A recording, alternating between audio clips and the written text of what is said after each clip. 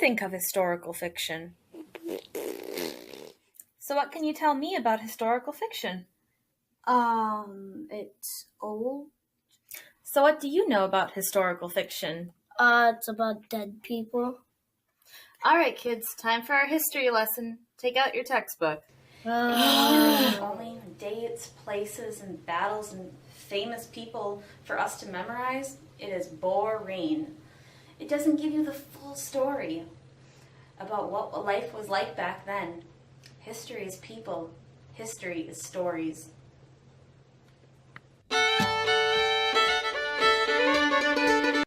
Historical fiction is vital because it brings the story to life.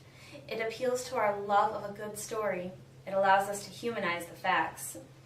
We can teach children about the Holocaust and slavery, but it doesn't really come to life until you read about Anne Marie, or you hear the stories of slaves making their voyage across the ocean and the actual torture that they endured.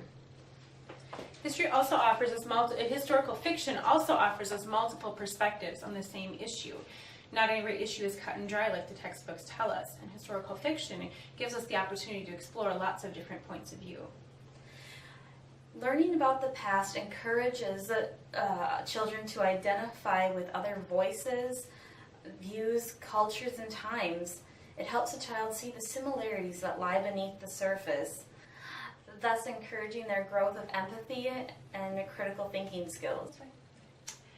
As our textbook editor, Tunnel, says, children and adults are more likely to process and remember historical information when it comes in the form of a good book, which is why historical fiction should be included in every classroom.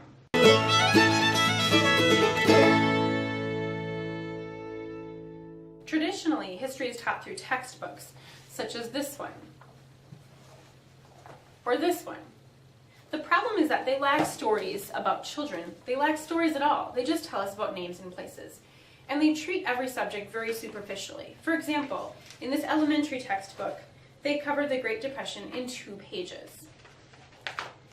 In this high school textbook, they give the Great Depression a little more, in about 1.5 pages. Boring, and it just gives us the facts, the dates, and nothing really very interesting. Imagine instead learning about history this way. The night was very hot. Kit kicked her sheet off and turned her pillow over time and time again because it got sweaty so fast. Finally, Kit got up. It always made her feel better to write.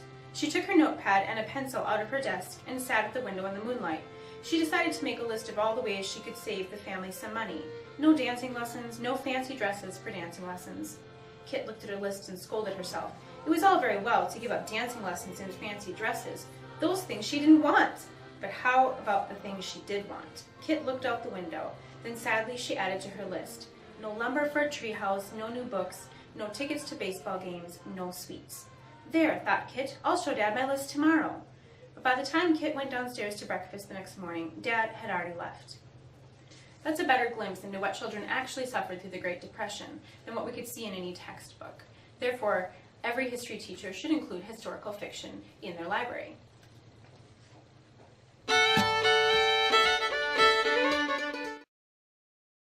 So what is historical fiction? Historical fiction is basically stories that are based on real people, real events, or real places from the past, but the storyline doesn't have to be true. Okay. The characteristics are that they are in a historical setting, which means they took place in the past. They have historical characters, which could be real people or fictional people, and the plot is based on historical events. Sometimes that could be a real event, like the sinking of the Titanic, or a made-up event, but it just has to be historically accurate for the time period. Okay. The next thing we have to talk about is how we recognize high-quality historical literature. Basically, the first thing you need to consider is this high-quality literature is high-quality literature. So it has to have good character development, setting development, a credible plot line, and it has to be well-written and draw us in, just like any good literature. Historical fiction also should be historically accurate. Some examples of this are the Royal Diary series. These follow the lives of real young women that lived, and each of their lives follow historic events that were true to the time period, and no liberties were taken.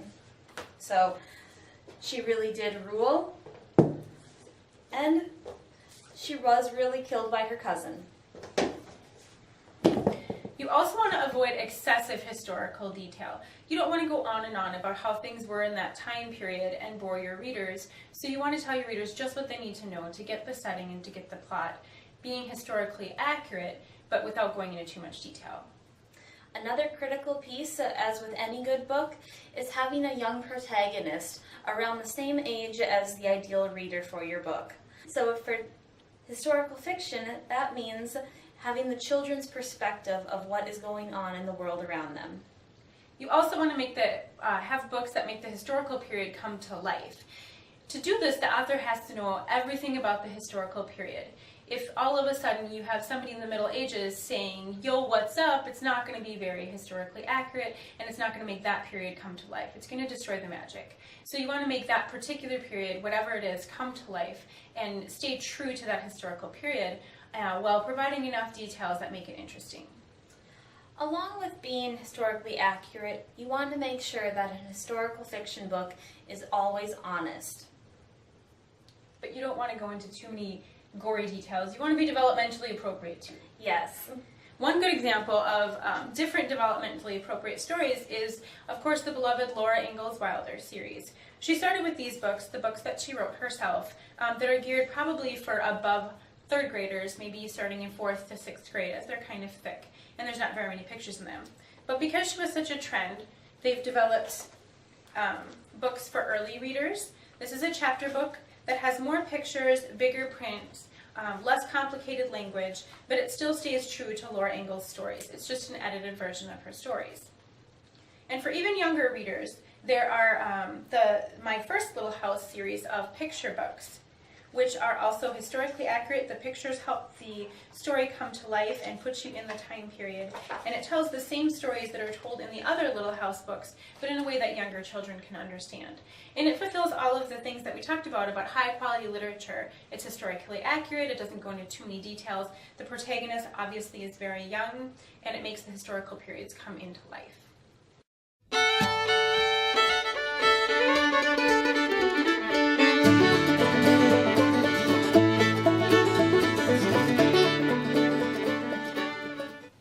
There are 5 types of historical fiction, one of which is about historical events that took place before the author's lifetime.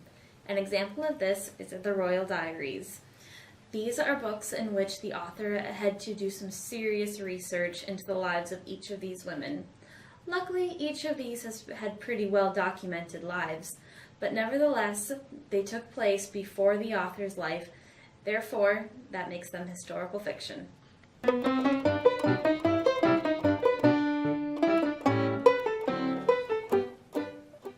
Another one of the 5 types of historical fiction is fictional autobiographies. That's books that were written by an author that lived at the time. They're writing about their life, but it's not necessarily a true autobiography. They're just writing about the time period in which they grew up. The most famous author in this section would be Laura Ingalls Wilder, like we talked about earlier. Her series of books, she admits, is fiction, although the characters of her family are real, and some of the events are real, but some of them are not, and she leaves out some pretty major details about her life. Therefore, it's fiction, but it is kind of autobiographical, and that's the other type of historical fiction.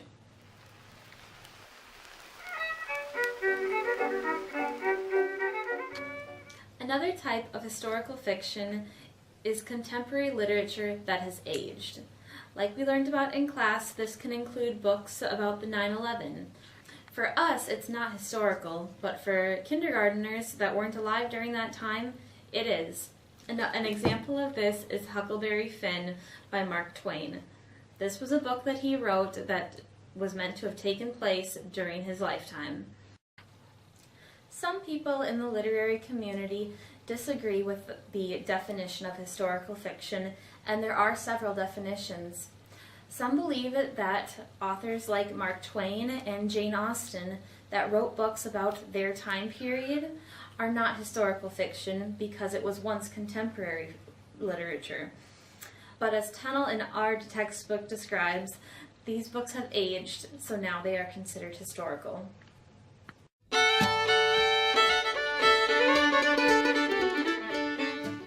Our 4th type type of historical fiction could debatably fit into the fantasy category, but it's when the protagonist travels through time and encounters historical events.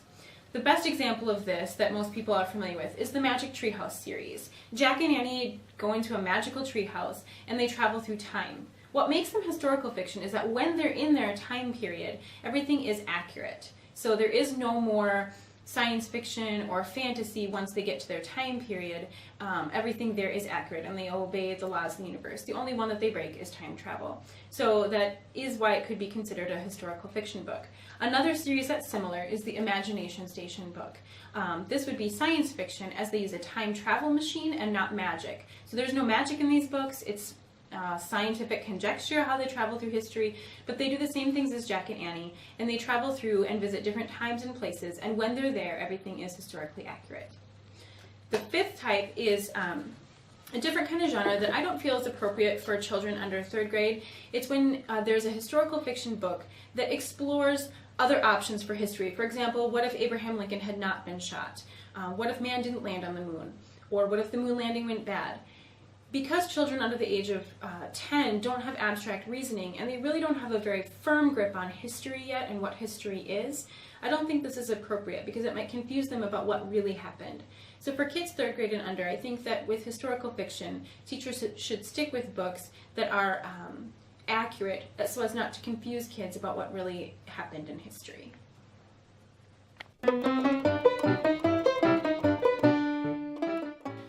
Types of historical fiction and what makes them high quality, we're going to look at a couple of examples more in depth of a good book and a bad example of historical fiction.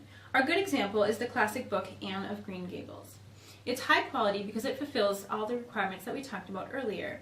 It has all the same high quality markers as good as any other literature. It's engaging, it has amazing characters, very engaging writing and descriptions.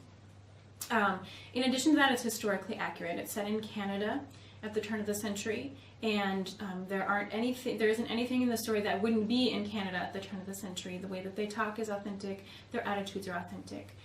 It does not go into excessive detail also. The story is just told without going into too much detail. The protagonist obviously is a young girl that many young girls can identify with, and it really does make the historical period come to life. I remember reading this book as a child and really wishing I could just go to Prince Edward Island and see what it was like because I felt like I had already been there. And the other thing is it's honest. It deals with things about children being abandoned and how children were raised then, but it doesn't go into too many details that would frighten or scare children. A bad example of historical fiction is The Knight and the Dragon. While this is a great example of a fantasy book, an historical fiction novel or picture book should be historically accurate, and historically accurate does not typically involve dragons or dragons that read, especially, I believe he is reading a picture book in this, but this would not be a good example.